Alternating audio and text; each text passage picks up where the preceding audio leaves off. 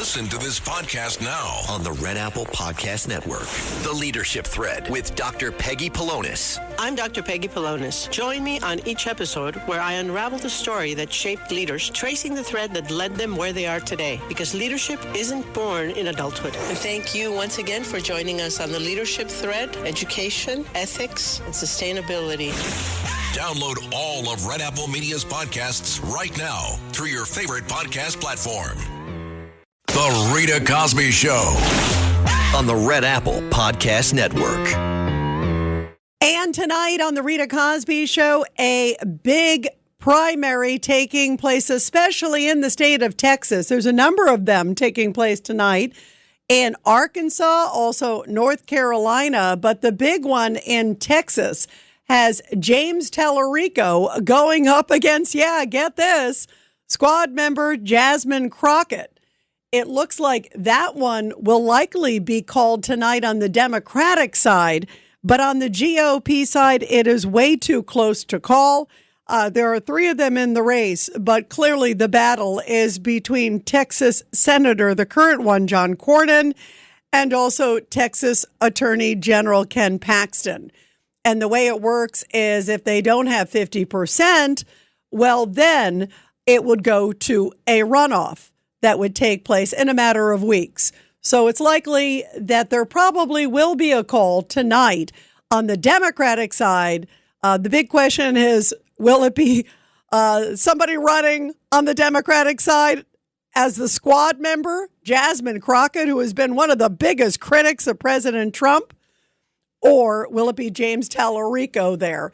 And then on the other end, again, it will be Cornyn or Ken Paxton, the two of them probably battling it out in a big runoff that is expected to take place in a matter of weeks. And it was interesting because President Trump did not endorse anybody in the primary. He specifically said, I'm going to stay out. He has a relationship clearly with Cornyn. He also has one with Paxton. And I think it was wise of him to stay out of this particular race. He may change his mind when it gets to a runoff. There are people who are saying maybe at that point he might endorse or he might encourage one individual versus another to lead the charge. It will indeed probably be one of the most expensive Senate races in a long, long time because a lot's at stake. And the Democrats want to see if they can turn Texas blue.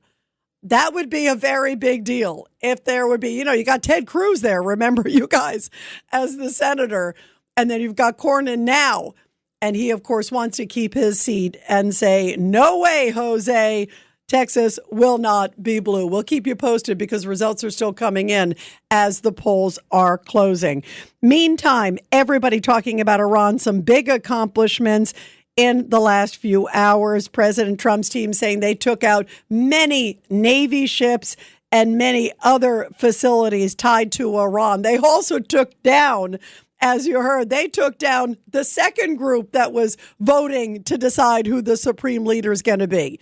And the Ayatollah's eldest son is now going to be in the leadership position there in Iran. Let's see how long he lasts. 24 hours, 48 hours.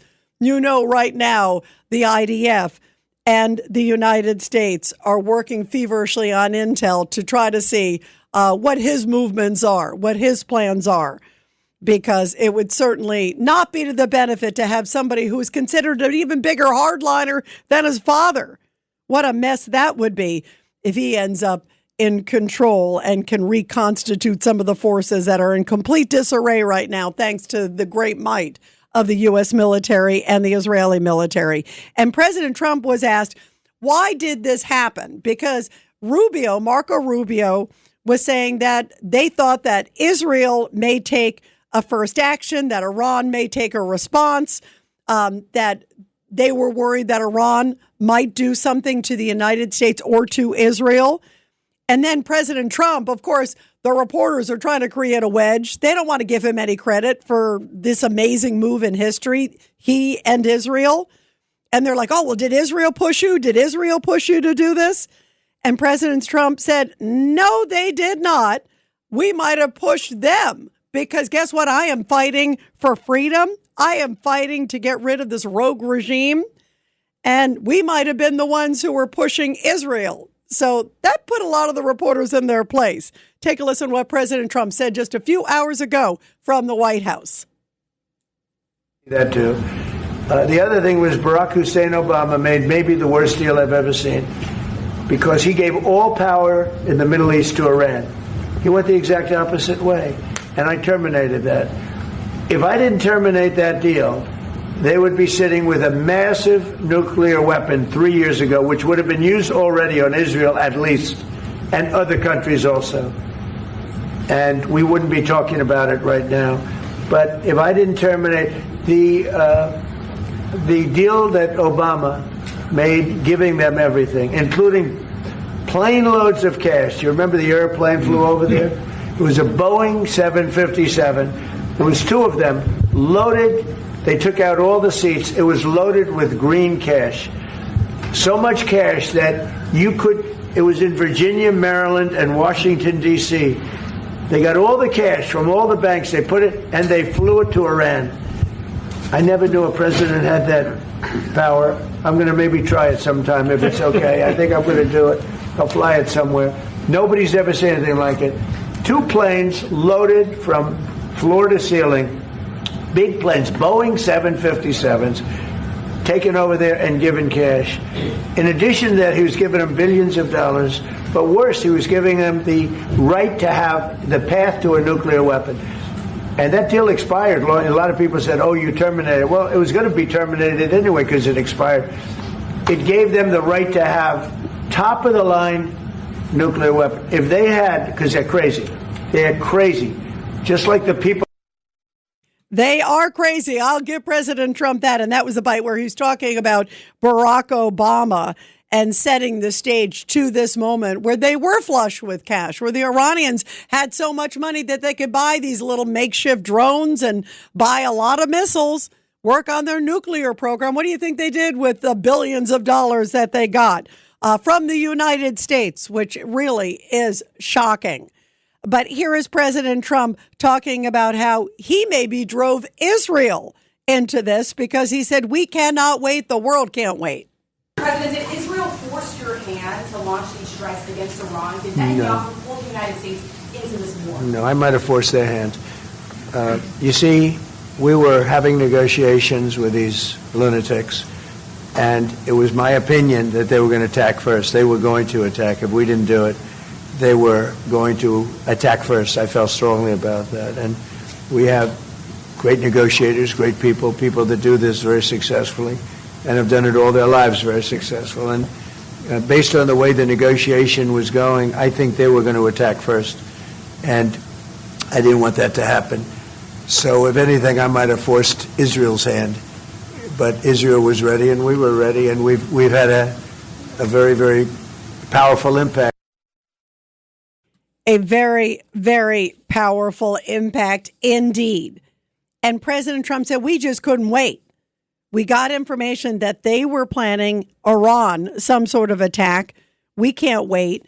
And yet you listen to all these Democrats today. I am so shocked and so disgusted to see a number of them saying, why are we doing this? Hakeem Jeffries, for example, came out and said the U.S. is going to lose this war. What a despicable, horrible thing to say for an American lawmaker, especially he's the House Minority Leader. And if the Democrats get the House, then likely he would be the Majority Leader if they would like him to stay in that position. So you look at all these different angles and all these different layers, and you've got a leader in the U.S. Congress who sounds like he's rooting for America to lose because he hates Trump so much that he even would throw America under the bus. Is it the same Democrats who, during the State of the Union, didn't have any problem sitting when the hockey team came out or when Irina Zaruski's mother came out and was weeping about her daughter who had been stabbed to death on the Charlotte light rain trail? Remember that? Remember all that stuff? They didn't do anything at that point. They just sat there because they didn't want to applaud anything tied to Trump, even though these people were true heroes. What about the Medal of Honor recipients? That's not political, but they didn't want to applaud a lot of them for them because it was tied to Trump. They have such Trump derangement syndrome that they almost are voting against and purposely pushing against America. And then you got these loonies on the streets, many of them in places like New York City and LA and elsewhere, protesting out there and saying, why is America doing this? Praising the Ayatollah. And in fact, there's a mosque in Virginia that put out almost like a tribute to the Ayatollah after he passed, like that he's moved on to martyrdom, that we're supposed to feel sorry for them. This is an amazing moment where some people just have no comprehension, I think, of good versus evil. 1-800-848-9222, 1-800-848-9222. Let's go to Al in Yonkers on line 3. Go ahead, Al. Yeah, hi, Rita. I just wanted to mention about the Texas Senate primaries in Texas.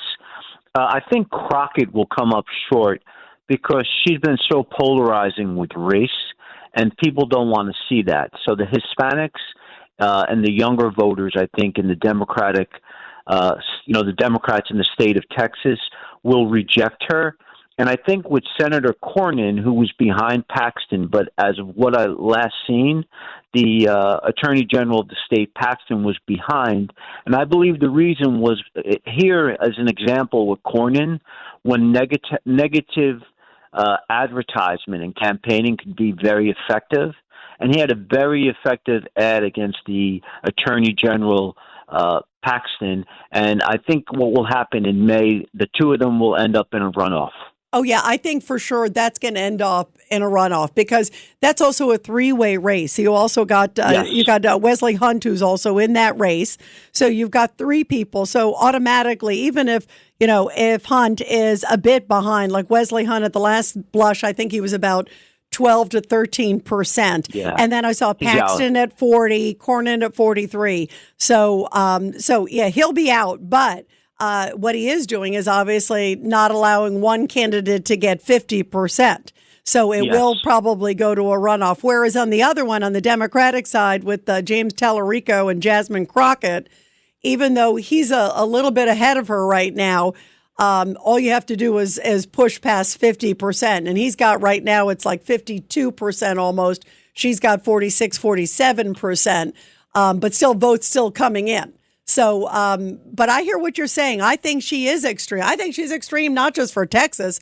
I think she's extreme for America, Al. I mean, her positions and the comments that she made and the horrible things she said about the president, and how about calling the governor there, Governor Hot Wheels, remember, Governor Abbott? That's right. Terrible. The guy in a wheelchair. Oh, I didn't mean it that way. Yeah. I mean, this is a woman who has no guardrails, I guess I should say, no restrictions.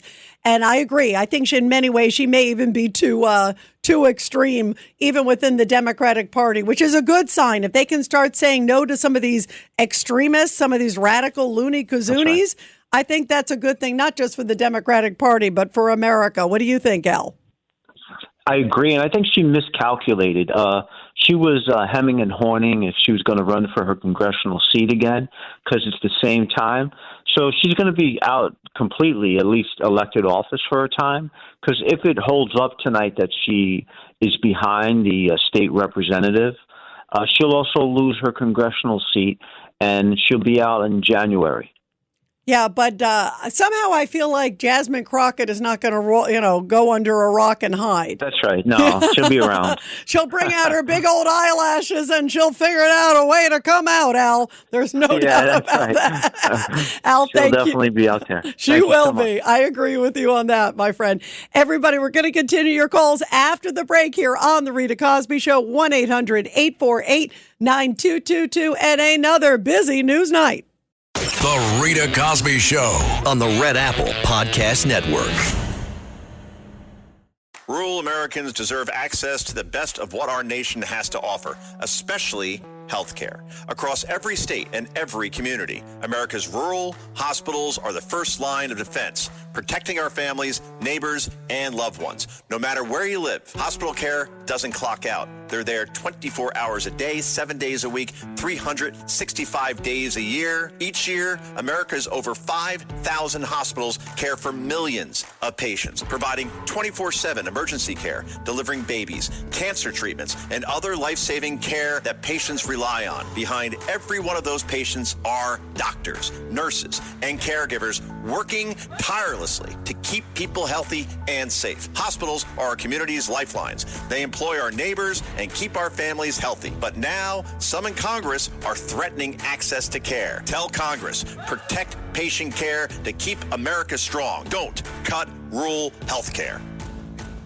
Greg Kelly here. Donate now to toysfortots.org, working year-round, delivering hope to children at Christmas time and beyond. In 2024, Toys for Tots provided over 30 million toys to nearly 13 million children in need. Donate now, please. Go to toysfortots.org. Since 1947, Toys for Tots has distributed 708 million toys to 314 million deserving children. Working year-round, Toys for Tots. Donate now. Go to toysfortots.org. That's toysfortots.org.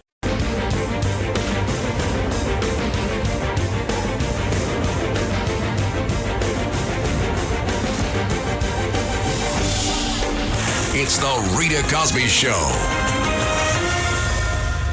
And we are waiting to see what happens with the big Texas primary.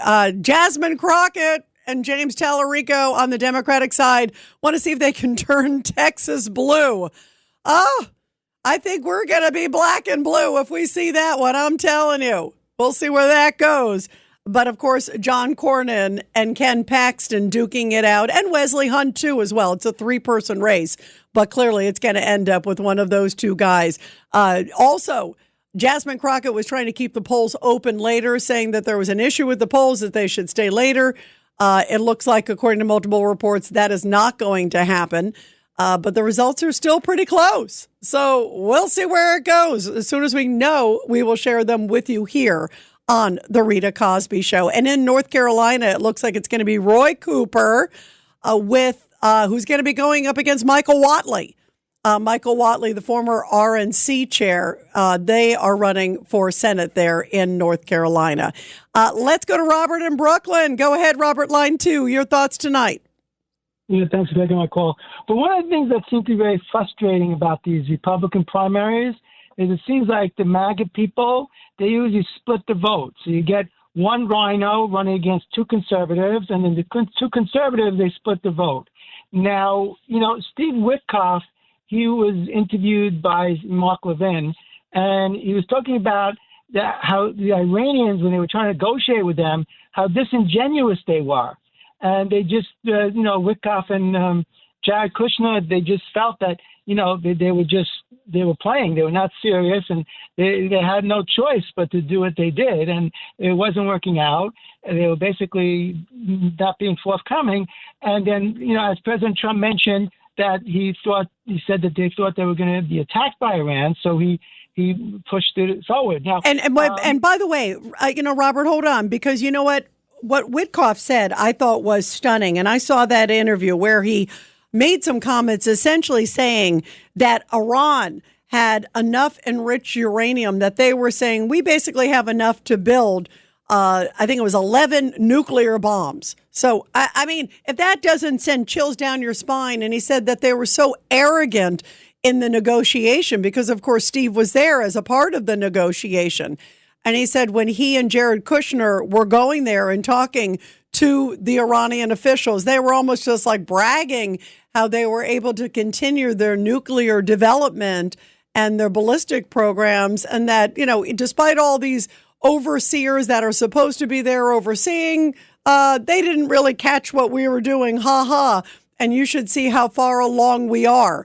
So to me, if that doesn't prove why the U.S. and why Israel went into this, I don't know what does. Robert, stick with us. We're going to go to a break, and I'm going to continue hearing your thoughts in just a few minutes. The Rita Cosby Show on the Red Apple Podcast Network.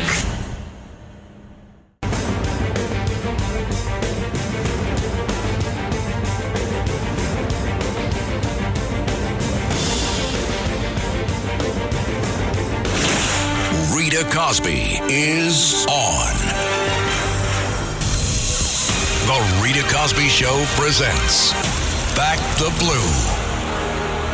And this Back the Blue segment coming from Mount Dora, Florida, where a police officer is being hailed a hero after saving a woman on Lake Dora. The officer rescued a woman and 6 other people following a violent boat crash. The officer, Brandon Buzzard, and his 6-year-old son happened to be fishing on Lake Dora on Saturday night. He was off duty when he heard a loud crash and rushed to the water to assist those involved in the accident. As he arrived, he saw a large boat on top of a pontoon boat, and he discovered that there was a woman that was pinned and trapped underneath between the 2 vessels. Officer Buzzard then jumped into the lake, and he assisted the woman's husband and several others who were involved in the accident. He says, as soon as we were able to release her from underneath the other boat, we were able to get her onto my boat. And luckily, she was alive, but she was unconscious. So he quickly got her to shore, then rushed her to a local hospital. And incredibly, she is expected to make a full recovery. By the way, the rescue occurred in a lake that's also known to have alligators. Buzzard said that he was close enough to hear an alligator while he was in the water, but he did not see it. Amazing heroism by that officer, thanks to our great men and women in blue. Well, guess what? Tonight, President Trump is warning that the U.S. is about to unleash on Iran in the coming hours and coming days, saying that the biggest strikes have yet to come. So it looks like they're going to definitely further destroy Iran's infrastructure. Already so many boats and so many launch sites for these ballistic missiles. Also, drone sites have also been taken out from U.S. intel and also Israeli intel. This is one of the greatest modern, I think, attempts in military history. What they have done is nothing short of extraordinary. And there are also reports tonight that the Kurds may be planning some sort of armed ground force that could be coming in to take out some of the mullahs in Tehran. There are also reports that the CIA is working to arm opposition groups to trigger an Iranian uprising.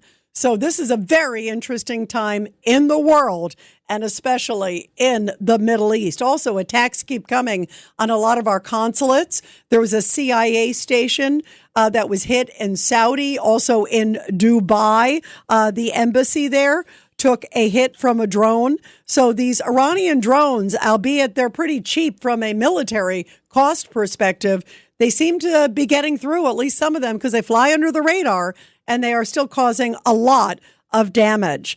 But also, what I also think is causing a lot of damage are these protesters on the streets. Can you believe this? This is a time we are fighting a modern day Hitler with this Ayatollah. We are fighting someone who killed literally 30 to 40,000 of their own citizens just in recent weeks because they were protesting against the regime. These are living monsters. And yet there are actually people on many streets across America, including in New York City, that are chanting for the Ayatollah. This is amazing. Take a listen to what some of these Islamist extremists in New York City were chanting just recently.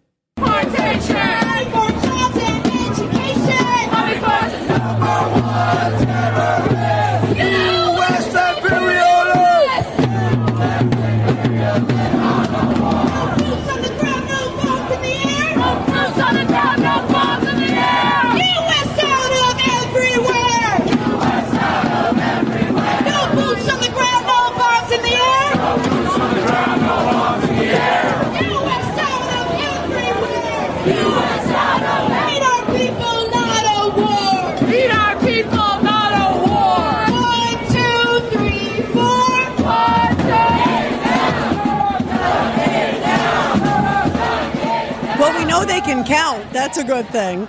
No boots on the ground, no bombs in the air. I guess they think when you've got an evil authoritarian leader like there was in the Ayatollah, who has now met Allah and the 40 virgins up there, thanks to that Israeli missile strike on Saturday morning.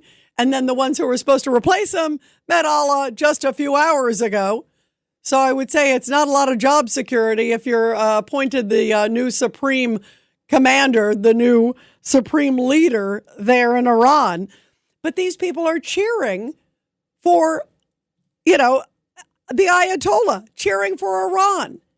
And I want to know who's paying these people. We absolutely have to do some big investigation to see who is paying these individuals. You've got these people out on the streets. Suddenly, what a surprise. They're in New York. They're in L.A. They're in all of these different cities, but they have similar signs, pre-produced signs, yellow with this big black writing, basically Xeroxes of every single one of them. So it's clearly manufactured. This is not some organic movement, just like we saw on these college campuses. That wasn't some organic movement. A lot of them were paid. A lot of them were being lured to do these protests. They were getting tents. Remember, they had similar signs. Same thing is happening now. Suddenly, all these people are out there on the streets in New York City and elsewhere holding these signs up, essentially saying, Iran is such a nice country. Why are you going after them? This is really remarkable. What has happened to the morals of some Americans? And then, speaking of morals or moralless, listen to this. The Manassas Mosque. This is in Manassas, Virginia. It's in Prince William County. Not that far from, the nation's capital of Washington, D.C. They have now, they put up a now deleted Instagram post, but it went up on Saturday, pretty soon after the Ayatollah was killed and met his maker in that Israeli airstrike. And they essentially were praising him and saying how sad it is that they're in mourning because, quote, our leader has now passed on to martyrdom. That sure sounds like a compliment, like he gave himself for a greater cause. Their leader was killed in Operation Epic Fury, and how terrible essentially it was. Also, the imam at that mosque apparently called for Allah to destroy all non-believers. That's not very positive, and he's on American soil. Can you believe this? Now, of course, that it came out. This mosque got rid of it, at least on the Instagram post. We don't know what they're telling people inside the mosque. And it makes you wonder what else was up there on social media. But they clearly felt emboldened enough to put it out there on social media to sit there and say, our poor, dear, beloved Ayatollah Ali Khamenei, that we're in mourning over his great life, essentially. You have got to be kidding me. And these are Americans at a mosque there in Virginia, praising a barbarian whose regime was killing tens of thousands just even in recent weeks of its own people. This is just preposterous. And then you've got Chuck Schumer, who is the highest ranking Jewish official in Congress. He's, of course, the Senate minority leader right now, wants to be the Senate majority leader if they take the Senate in the midterms. So there's a lot at stake there, guys. And listen to how he responded when he was asked, what do you think of a nuclear Iran? He sort of slipped and said nuclear Israel. Listen to this. Israel, forced the U.S.'s hand here, boxed the U.S. in on this? Look, no one wants a nuclear war. No one wants a nuclear Israel, but we certainly don't want an endless war, plain and simple. What did I say? Oh, no, got it. Let me say that again. No one wants an endless war, but we certainly don't want a nuclear Iran. That's for sure. Okay? At what point does the last... Was that a Freudian slip? How he really feels? Nobody wants a nuclear Israel? And this is the highest ranking Jewish leader on Capitol Hill? He claims it was a Freudian slip, but some of his actions, remember, he was condemning Netanyahu early on when Joe Biden was there. He certainly didn't seem to, in my opinion, to have Israel's back.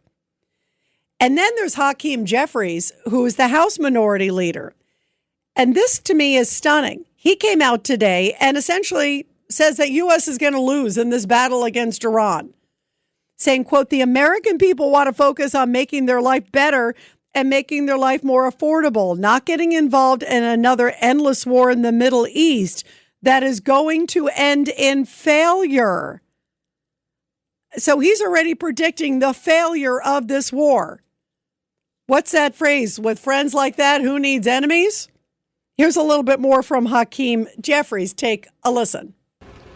Having been briefed now, not once but twice, there is no evidence that has been presented to us that the United States was under threat of imminent attack from Iran. Zero evidence of that. In fact, many members of the administration have actually publicly now admitted that. So if in fact that was the case, it's hard for the American people to understand the rationale from launching a preemptive war in the Middle East that has now spread to more than half a dozen countries and resulted in the death of at least 6 brave, courageous, heroic service members. That's unacceptable. I find it deeply unacceptable that he's already rooting, it sounds like, for America to fail on this mission to take out pure evil in Iran. 1-800-848-9222, 1-800-848-9222. Let's go back to Robert on line 2. Robert, thank you for your patience, my friend.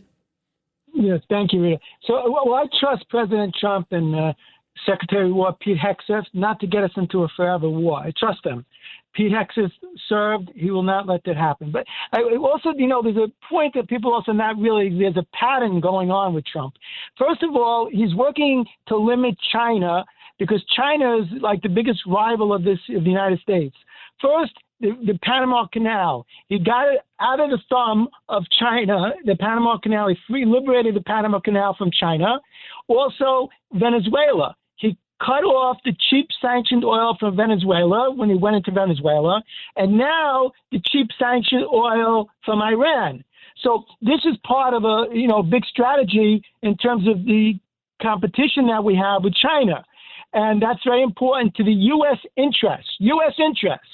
Also, you had on the Paxton Cosby, you had Dr. Oslik on, and the question came up, well, why is Iran attacking all these other countries? And the opinion that she had was that she was hoping, Iran is hoping that by pressuring these other Gulf states, that would cause them to pressure the United States to stand down. Now, I want to remind everybody that when you have a country like Iran, who's not only shooting missiles at Israel, I guess the anti-Semites, they don't care about Israel being shot at, maybe it makes them happy, but they're also shooting at UAE, got a lot of incoming at UAE, a big ally, Bahrain, even Saudi Arabia and Qatar. Okay, we're getting trillions of dollars. That's with a T, trillions of dollars invested from like Saudi Arabia and Qatar and UAE. And so now these countries, they're getting hit by Iran.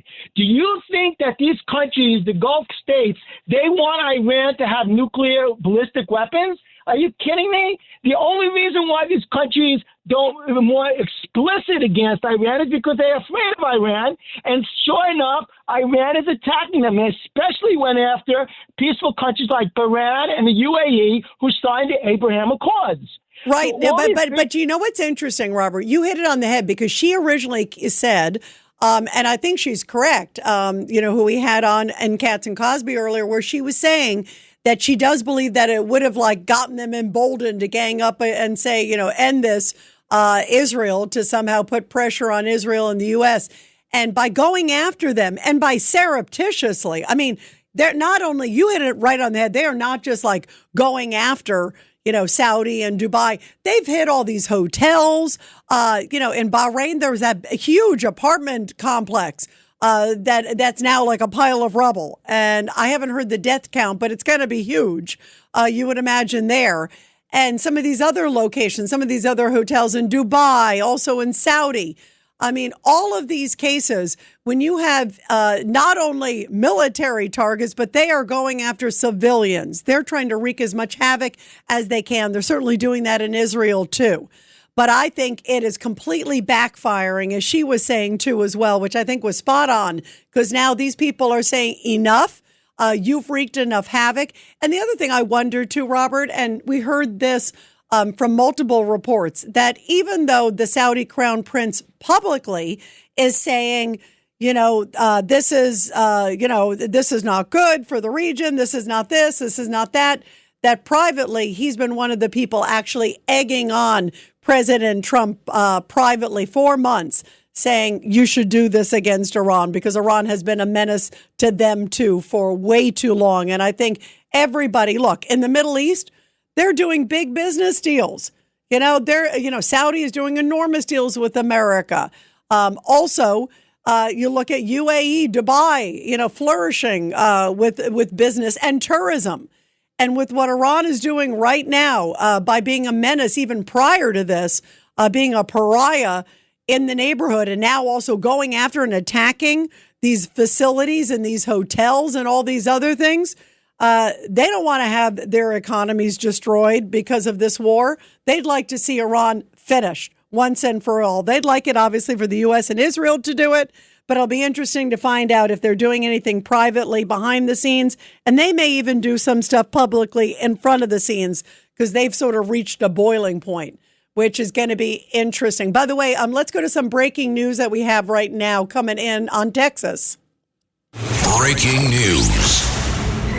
The Texas Senate primary is going to be headed to a runoff because Cornyn and Paxton, neither one of them was able to achieve the 50% needed for them to avoid a runoff. So now John Cornyn, the sitting senator there in Texas who wants to keep holding his seat, is going to be in a runoff against the Attorney General, Ken Paxton. The latest numbers, and all the votes are not in yet, but Cornyn has 43%, Paxton has 40.4%. So it is very, very close. Wesley Hunt, who was also in the race, got about 13%. It's like 12.9%, but he will not obviously go to the runoff. But the top two certainly will.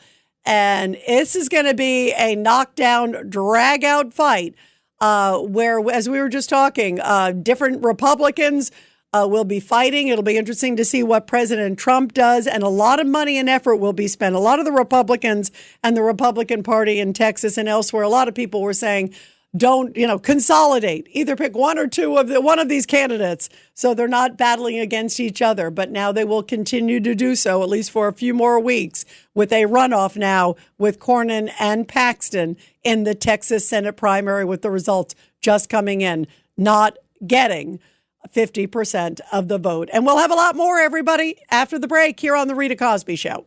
The Rita Cosby Show on the Red Apple Podcast Network. It's tax season, and at LifeLock, we know you're tired of numbers. But here's a big one you need to hear. Billions. That's the amount of money in refunds the IRS has flagged for possible identity fraud. Now here's another big number. 100 million. That's how many data points LifeLock monitors every second. If your identity is stolen, we'll fix it guaranteed. One last big number. Save up to 40% your first year. Visit LifeLock.com/podcast for the threats you can't control. Terms apply.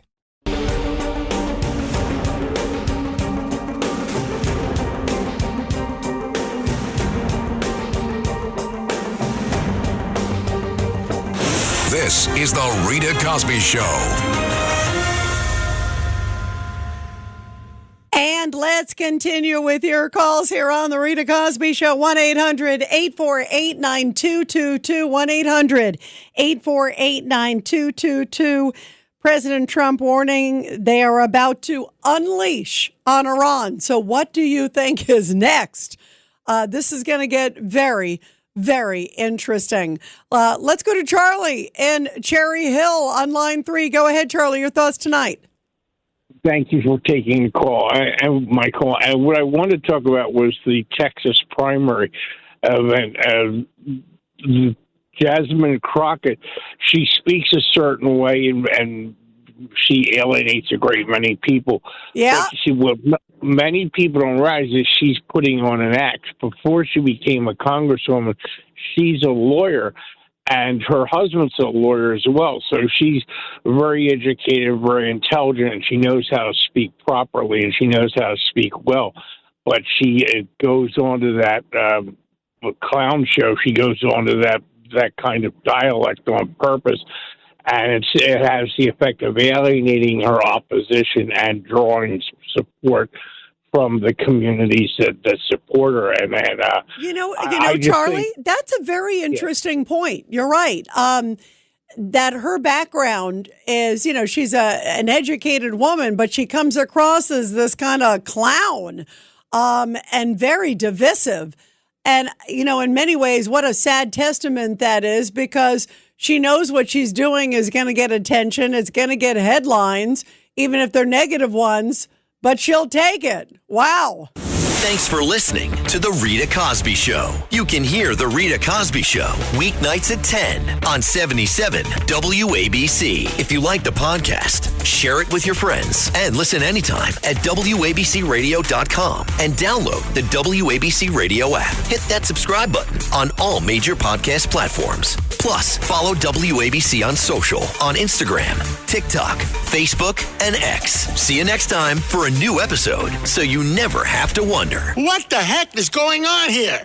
Rural Americans deserve access to the best our nation has to offer, especially when it comes to health care. Across every state and every community, America's rural hospitals are the first line of defense, protecting our families, neighbors, and loved ones. No matter where you live, hospital care doesn't clock out. They're there 24 hours a day, 7 days a week, 365 days a year. Each year, America's over 5,000 hospitals care for millions of patients, providing 24/7 emergency care, delivering babies, cancer treatments, and other life-saving care that patients rely on. Behind every one of those patients are doctors, nurses, and caregivers working tirelessly to keep people healthy and safe. Hospitals are our community's lifelines. They employ our neighbors and keep our families' health. But now, some in Congress are threatening access to care. Tell Congress, protect patient care to keep America strong. Don't cut rural health care.